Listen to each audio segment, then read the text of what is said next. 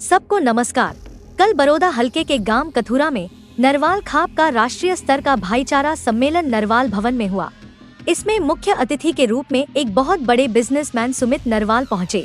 उन्होंने कहा कि 400 साल पहले उनके पुरखे इसी गांव कथुरा से निकले, जबकि अभी वो खुद यूपी से बिलोंग करते हैं।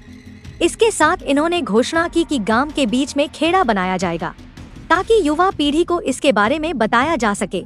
इसके साथ साथ कथुरा को इंटरनेशनल लेवल पे कबड्डी नर्सरी के रूप में ही तैयार किया जाएगा। नरवाल भवन के अधूरे कार्य को भी इन्होंने पूरा करने का वादा किया, जिससे सभी गांव वाले खुश नजर आए। नमस्कार भाई, दर्शकों का स्वागत है। इस वक्त हम हैं कथुरा गांव में, डिस्ट्रिक्ट सोनीपत का। अब ये गांव सिर्फ कथुरा के नाम से नहीं बल्कि अंतर्राष्ट्रीय सतह पर पहचान बनाए हुए है। एक तो यहाँ पर कबड्डी खिलाड़ियों का हब है, दूसरा नरवाल खाप की सबसे बड़ी जो पंचायत या खाप कहें वो इसी गांव से शुरुआत की। भले ना नरवाल ने ये शुरुआत की और तमाम पूरे देश में घूम घूम कर नरवाल खाप के लोगों को ढूंढा, उनको एकत्रित करके उनको एक भाईचारे की मिसाल पेश करने के लिए लगातार ये काम कर रहे हैं। और खाप को वैसे ही नहीं, सुप्रीम कोर्ट तक के लोगों माननीय जजों ने मान्यता दी। खाप की बहुत बड़ी भूमिका हो चली है आज के परिप्रेक्ष्य में। तो आज भी गांव में जो नरवाल भवन बना है, यहाँ राज्य स्तरीय अंतर्राष्ट्रीय स्तरीय नरवाल खाप का भाईचारा सम्मेलन था और उसमें समाज सेवी और बड़े उद्योगपति सुमित नरवाल जी आए हुए हैं। ये यूपी से हैं मूल रूप से। थोड़ा जान लेते हैं। नरवाल साहब, सबसे पहले तो आपका खाप की तरफ से भी कहें और हम गांव की तरफ से भी कहें, आपका बहुत बहुत स्वागत। धन्यवाद जी। तो भलेराम जी ने बड़े कोशिश की लोगों को जोड़ने की, इस नरवाल खाप के लोगों की पता नहीं कहाँ कहाँ से इन्होंने ढूंढा और आज ये इनका शायद तीसरा है, सातवां सम्मेलन है।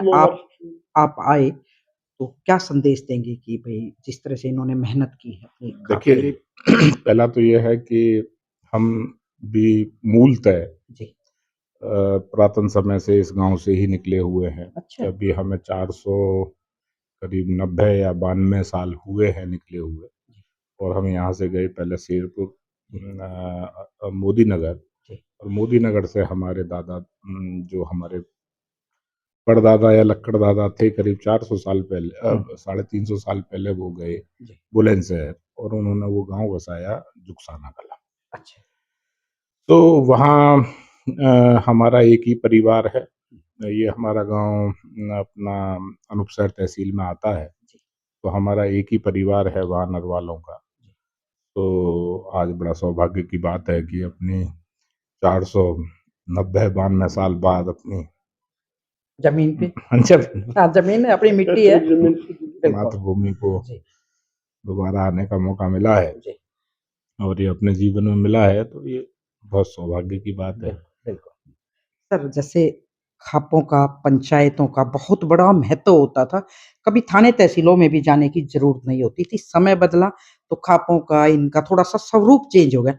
वर्तमान में क्या समझते हैं आप, किस तरह का इसका महत्व है, इस तरह की देखिए, खापों क्या है कि जब हमारी एक सामाजिक न्याय व्यवस्था थी कि पुरातन समय में कि भई सारे फैसले हुँ।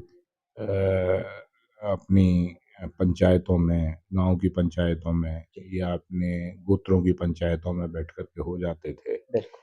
पर जब आज़ादी के बाद हमारा एक नई न्याय संहिता देश में लागू हुई है, जी। तो उसमें ऐसा नहीं है कि भई देश की अपनी न्याय व्यवस्था अपने हिसाब से काम करती है, पर समाज की अपनी न्याय व्यवस्था अपने हिसाब से काम करती है।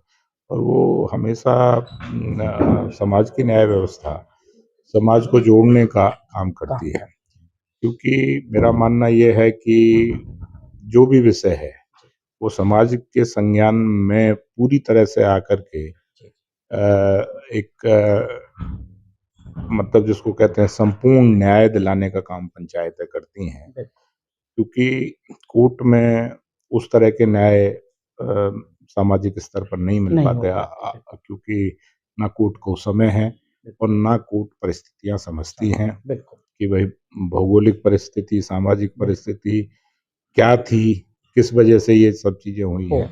तो समाज और सामाजिक पंचायतें या खाप इस चीज को भली भांति तरह से समझती हैं, तभी वो संपूर्ण न्याय की व्यवस्था हमारी रही है और ये हमेशा रहेगी जब तक हमारे समाज रहेंगे। सर, आपने बहुत अच्छी बात कही कि न्यायालयों में अक्सर फैसले होते हैं, न्याय तो अक्सर पंचायतें या खाप भी करती हैं। भलेराम जी हैं, इन्होंने जो इतना बड़ा सब कुछ जोड़ा, थोड़ा-सा इनसे भी जानते हैं। प्रधान जी, जैसे एक ये आप भवन बना रहे थे, बीच-बीच में थोड़ा-सा आर्थिक संकट भी आया, तो आज आपने फिर से इतना बड़ा एक इस लेवल पे कार्यक्रम किया, सुमित जी आए, तो आज क्या-क्या आपकी डिमांड्स हैं और भविष्य में किस तरह की रूपरेखा होगी? हमारी तो कोई आर्थिक वजह से तो कोई वो डिमांड नहीं है। सुमित जी आए हैं, इनका पुराना पैतृक गांव है। अपने गांव को, अपने जन्मभूमि को नमन करने के लिए सुमित जी आए। मैं इनका पहले तो बहुत हृदय की गहराई के साथ धन्यवाद करना चाहूँगा और धन्यवाद करता भी हूँ। क्योंकि एक छोटे से मेरे निमंत्रण में मैं गया था, कई साल पहले भी गया सुमित जी, उस दिन जब मेरी मुलाकात नहीं हो पाई और जब हम गए तो बहुत बढ़िया मुलाकात हुई और उनका यहाँ हमने आशियाना देखा। बहुत बड़ा साम्राज्य बना रहे हैं हमारे, हमने बड़ी खुशी हुई। हमारे भाई एक अपने फ्लैट के अंदर ही, अपनी कोठी के अंदर ही हेलीपैड का अच्छा। सब फिर ये तो आपने दिखा के लाना पड़ेगा एक बार हमें भी। क्यों दिखा लाएंगे आपको। आप मेरी पुत्र, मेरी बेटी है, कोई दिक्कत। तो बहुत बड़ा साम्राज्य मेरा बच्चा का, वो मेरा भाई को मेरा इतना बड़ा एक साम्राज्य जोड़ने वाला मेरा साथी मिला, मेरा भाई मिला, तो बड़ी खुशी हुई। आज से मेरा भवन कंप्लीट है, बन रहा है, सब कुछ है, वैसे कंप्लीट हो गया, सब हो गया, हमने चिंता नहीं। इन्होंने कह दिया कि बड़े भाई आप बैठ के यहाँ राम का नाम करो, भजन करो और सब कुछ काम आप संभाल देगी, कोई दिक्कत। मुझे कोई पैसा मांगने की आवश्यकता किसी की नहीं रही। मेरे भाई आ गया, आप कर देंगे सब। और ये पहले भी मेरी नरवाल खाप ने खूब चंदा दिया है। ये नरवाल खाप की एक एक पैसे के करीब आदमियों का पैसा लगा है, इसमें पैसा लगाया गया है, पैसा खाया नहीं गया। जब ये इतनी बड़ी बिल्डिंग बनी, कहने की जरूरत नहीं। मैं एक बात कहूँ कि भाई, जब ये एक जर्रा बोलता है कि भाई यहाँ गरीब से अमीर ने एक-एक रुपए का दान भी दिया है। जो अग्रवाल समाज है उनमें एक कहावत है कि 1 रुपया और 1 ईंट का जो दान है वो समाज को जोड़ता है।